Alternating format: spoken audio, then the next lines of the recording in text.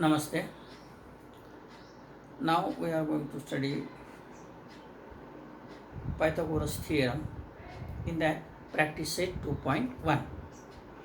त्याच्यामधले काही उदाहरणं तुम्ही सोडवलेली आहेत. तर जी उदाहरणं काही विद्यार्थ्यांनी विचारलेली आहेत ती आपण आता सोडवण्याचा प्रयत्न करणार आहे. तर पहिलं उदाहरण असं आहे, त्यातलं 9वं उदाहरण, example number 9, question number 9. In the figure, M is the midpoint of QR. M is midpoint of QR.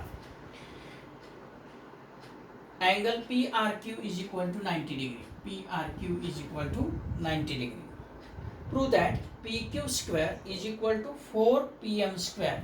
We have to prove PQ square is equal to 4PM square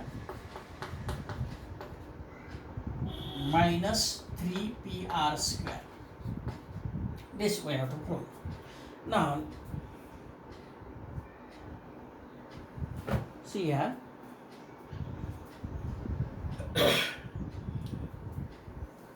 PM is this. So there are two right angle triangles. First is PRQ. This is a right angle triangle. And another triangle, right angle triangle is PRM. In these two triangles, we apply Pythagoras theorem. So, in triangle PRQ, by Pythagoras theorem, we can write PQ square is equal to PQ square. This is hypotenuse. So PQ square is equal to PR square plus QR square or RQ square. Let this is equation number 1. This is in triangle PRQ. Now consider triangle PRM. Now in triangle PRM, by Pythagoras theorem, we can write PM square is equal to PR square plus RM square. So in this triangle PRM, PM is a hypotenuse, so PM square is equal to PR square plus RM square. Now multiply this equation by 4, we get 4PM square. 4PM square is equal to 4PR square plus 4RM square. If we multiply this equation by 4, we get 4PM square is equal to 4PR square plus 4RM square. So this 4RM square can be written like this. So if we write here 4PM square is equal to 4PR square plus, this can be written as 2RM bracket square. So 2 square 4, RM square, RM square. So 4RM square can be written like this, 2RM bracket square. But we know that 2RM means QR, because M is a midpoint of QR. That means 2RM means QR. So substitute instead of 2RM, QR. So 4PM square is equal to 4PR square plus, instead of this, QR. Price of RM is a QR. So QR square, square of that means QR square. So right here 4PM square is equal to, आता हे 4PR square आहे ते आपल्याला adjust करून घ्यायचं आहे. पहा हे असं मी लिहितो 3PR square plus PR square plus this QR square. कळलं हे? पहा 4pm square is equal to 3pr square plus pr square plus qr square. 4pr square can be written like this, 3pr square plus pr square, that means 4pr square. But we know that pr square plus qr square, that is nothing but pq square. This is pq square. If we substitute here, so pq square 4pm square is equal to 3pr square plus pr square plus qr square, that is pq square. If we transfer this 3pr square from that side to this side, it will become minus. So it will be 4pm square minus 3pr square is equal to pq square. Hence the proof, pq square is equal to 4pm square minus 3pr square. This means this pq square is equal to 4pm square minus 3pr square. आलं लक्षात? पहा परत एकदा सांग. हा जो triangle आहे तर याच्या ट्रायंगलमध्ये दोन राईट अँगल ट्रायंगल आहे, PRQ. या PRQ या राईट अँगल ट्रायंगलमध्ये by applying Pythagoras theorem we can write this PQ square, that's hypotenuse square, is equal to PR square plus QR square. Let it be equation number 1. Now in triangle PRM, in right angle triangle PRM, this hypotenuse square PM square is equal to PR square plus RM square. If we multiply this equation by 4, we get 4pm square is equal to 4pr square plus 4rm square. But 4rm square can be written like this, 2rm bracket square. But we know that 2rm, twice of rm, that is qr, because m is the midpoint of qr. If we substitute instead of this qr, square of this means qr square. So it will become like this. Then 4pr square can be written as 3pr square plus pr square. Instead of this pr square plus qr square, from equation 1, pr square plus qr square, that is pq square. Substitute here. So 4pm square is equal to 3pr square plus pq square. हे इकडच्या बाजूला आणा, minus होईल. 4pm square minus 3pr square is equal to pq square, means pq square is equal to 4pm square minus 3pr square. Hence the proof. इतकं ते सोपं आहे. आता दुसरं उदाहरण आहे, ते 10वं उदाहरण पहा. 10, क्वेश्चन नंबर 10. प्रश्न असा आहे, मी वाचतो पहा. Wall of two buildings on either side of a street are parallel to each other. म्हणजे एक रोड आहे, त्या रोडच्या दोन्ही बाजूला भिंती आहेत, बिल्डिंगच्या भिंती आहेत, त्या कशा आहेत, पॅरलल आहेत. A ladder 5.8 meter long is placed on the street such that its top just reaches the window of a building at the height of 4 meter. On turning the ladder over to the other side of street, on turning the ladder over the other side of the street, its top touches the window of the other building at the height of 4.2 meter. Find the width of street. म्हणजे असा street आहे, रस्ता आहे, म्हणजे हा रस्ता आहे इकडून तिकडून, आणि इथे एक बिल्डिंग आहे आणि इकडे एक बिल्डिंग आहे, आणि इथं लॅडर ठेवलेली आहे. ते लॅडर त्या लॅडरची लेंथ जी आहे ती 5.8 मीटर आहे.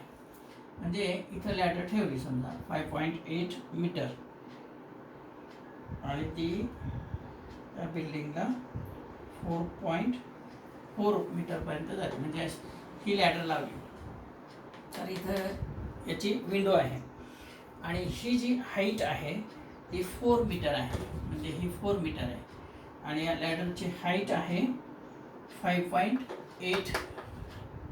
ही लॅडरची लेंथ आहे. आणि हे ऑल आणि हे स्ट्रेट यातला अँगल जो असतो तो 90 डिग्रीचा असेल. ही लॅडर आहे अशी लावली, ती लॅडर आपण इकडं लावली, इथला पॉईंट इथंच ठेवला आहे, फक्त लॅडर या भिंतीची काढून इकडच्या समोरच्या स्थितला लावली, तर ती कुठं जाते, तर 4.2 मीटर हाईटवर पोचते. म्हणजे हे 4.2 मीटर असे इकडं जाते. तर ही जी हाईट आहे ती 4.2 मीटर आहे आणि याची जी लेंथ आहे ती तेवढीच राहणार आहे, इकडून काढून इकडे लावली. आता पहा, तर आपल्याला स्ट्रीपची विड्थ काढायची. ही विड्थ आहे स्ट्रीपचा, हा रस्ता आहे असं जातो. पहा इथं 90 डिग्रीचा अँगल असणार. आता या ट्रायंगलमध्ये समजा मी नावं देतो, इथं ABCDE अशी नावं दिली. पहा हा एक राईट अँगल ट्रायंगल झाला. त्याच्यामध्ये तुम्हाला हे माहिती आहे, हे माहिती आहे, हे काढता येईल.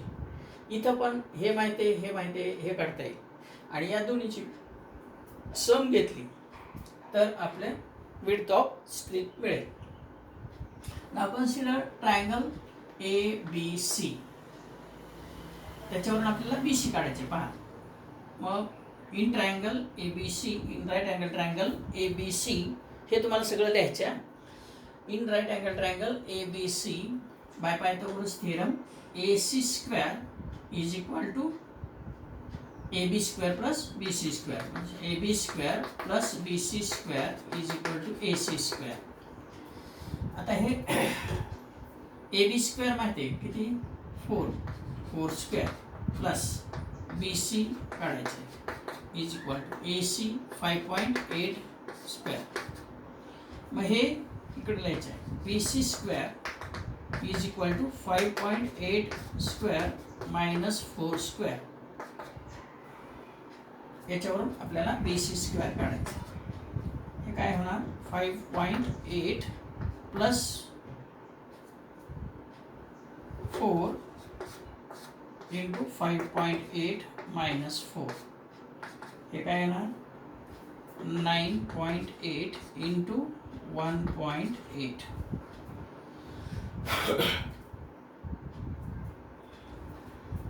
आहे BC स्क्वेअर आला, BC स्क्वेअर. आता हे याचा स्क्वेअर येत असेल तर स्क्वेअर करा, याचा स्क्वेअर करा, याची सबट्रॅक्शन करा, नंतर त्याचं स्क्वेअर रूट घ्या, किंवा या फॉर्म्युल्याचा वापर करा, A square minus B square. त्याचे फॅक्टर पडतात A plus B into A minus B. त्याच्यावरून हे याचे ॲडिशन 5 प्लस 4 9.8, 5.8 प्लस मायनस 4 1.8. आता हे सोप्या पद्धतीनं मी सिम्प्लिफाय करतोय, तुम्ही ते लक्षात ठेवा. BC square is equal to 98/10 into 18/10 असं लिहिलं तरी चालतं. आता हे 98 means what, 49 into 2 into 18/10 into 10 100. So BC square is equal to 49 means square of 7 square into 18 into 2 36 is square of 6 upon 100 means square of 10. BC square is equal to 7 square into 6 square upon 10 square. That means BC square is equal to taking square root of both sides, BC square चं square root BC येईल, याचं square route 7 येईल, याचं square route 6 येईल, याचं 10 येईल. म्हणजे BC is equal to 742. हे म्हणजे BC इज इक्वल टू 4.2. जर ज्याला याचं स्क्वेअर करता येईल, याचं स्क्वेअर करता येईल, त्याची सबट्रॅक्शन करता येईल, त्याचं स्क्वेअर रूट काढता येत असेल तर तुम्ही त्या पद्धतीने हे करू शकता. पण हे सोपं आहे, पण जास्त लिहावं लागतं, एवढंच लक्षात ठेवा. BC किती आलं, 4.2. मी इथे लिहितो 4.2 आणि हे जागा नसल्यामुळं मी पुसून टाकतो. आता हे लक्षात आले. तसंच आपल्याला इथं दुसऱ्या ट्रायंगलमध्ये CD काढायचं आहे. CD काढताना काय करणार, Now in a right angle triangle is EDC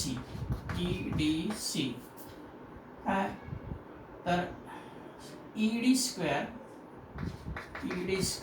plus CD square is equal to EC square. आता ह्याची लेंथ माहिती आहे तुम्हाला किती 4.2 स्क्वेअर प्लस CD स्क्वेअर हे काढायचं आहे. EC मीन्स 5.8 त्याचा स्क्वेअर. मग याच्यासारखं करायचं हे 4.2 स्क्वेअर इकडं न्यायचं म्हणजे CD square is equal to 5.8 square minus 4.2 square. आता हे A square minus B square सारखं झालं म्हणून CD square is equal to 5.8 plus 4.2 into 5.8 minus 4.2. So addition of this CD square is equal to 0.2 2 plus 8 10 0 here will be point 5 plus 5 4 9 plus that is 10.0 into subtraction of this 8 minus 2 that will be 6 5 minus 4 that is 1.6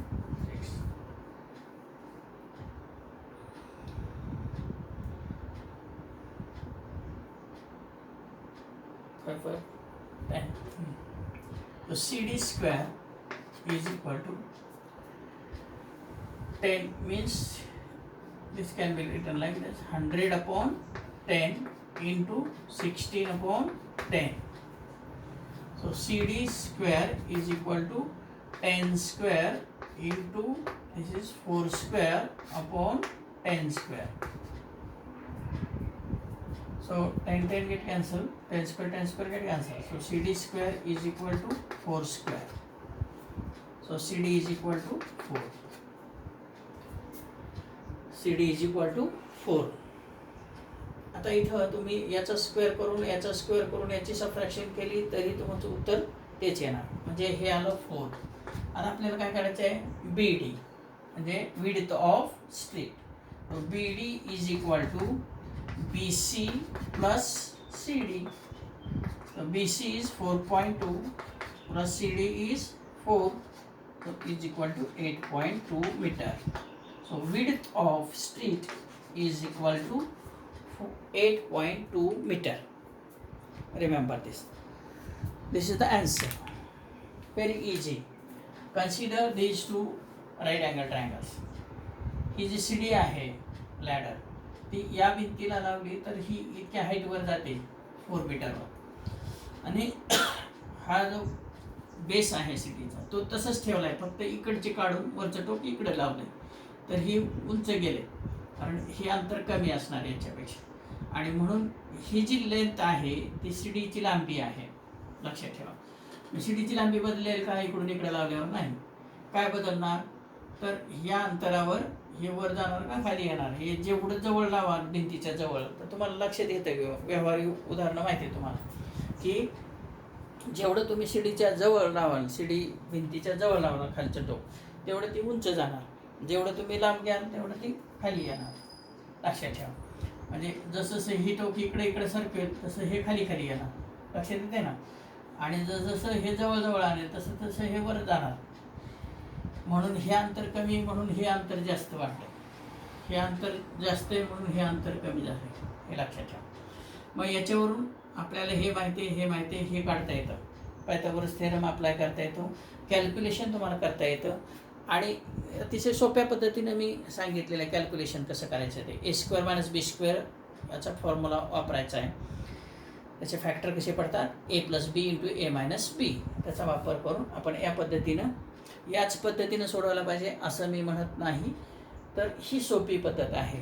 जास्त calculation किंवा किचकट चुका होण्याची शक्यता कमी असते त्यामुळं आणि पटपट उदाहरण सोडवता येतं. ठीक आहे थँक्यू. ही उदाहरणं सोडवायची तुम्ही प्रॅक्टिस सेट 2.1 मधली सगळी उदाहरणं सोडवायची जी येणार नाहीत ती विचारायची.